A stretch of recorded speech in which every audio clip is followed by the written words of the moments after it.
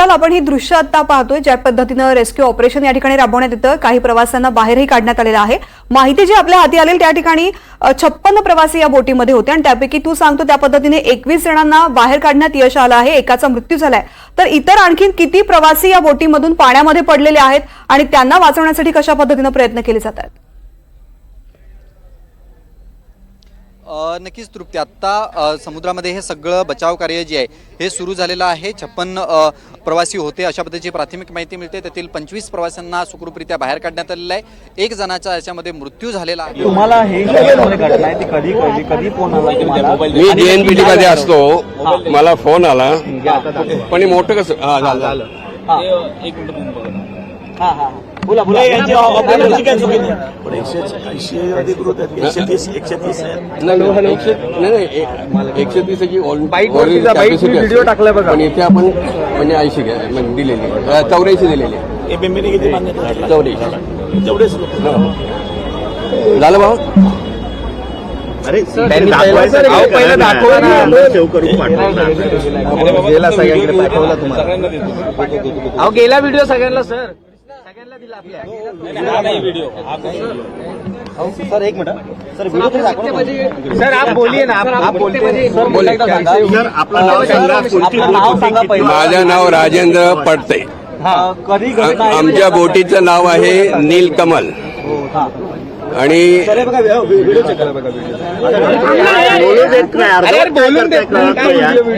बोला सर तुम्ही। सर पुन्हा सांगा, आपलं नाव सांगा, किती माझं नाव आहे राजेंद्र पडते आणि बोट निघाली साधारण 3:15 निघाली। बरं, कुठे हा झाला तुम्हाला माहिती कशी? बोचर आयलंडच्या जवळ।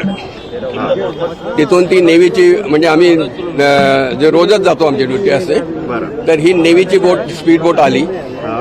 तिने एक तिला राऊंड मारला बोटीला असं स्पीडनी आणि परत ती बाहेर गेली, थोडीशी नागमोडी गेली आणि परत जी आली ती सरळ बोटीवरच मारली आणि त्याचा व्हिडिओ तुमच्याजवळ आहे। बोटीमध्ये किती प्रवासी होते? 80 होते।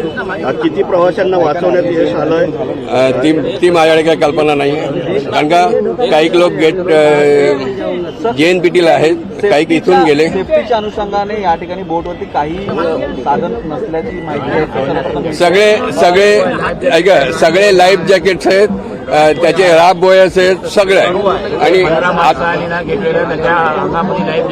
आणि आता लाईफ जॅकेट आणि हे कंपल्सरी आहे, कारण का तुम्हाला जे सेफ्टीचे इक्विपमेंट सगळे द्यावे लागतात।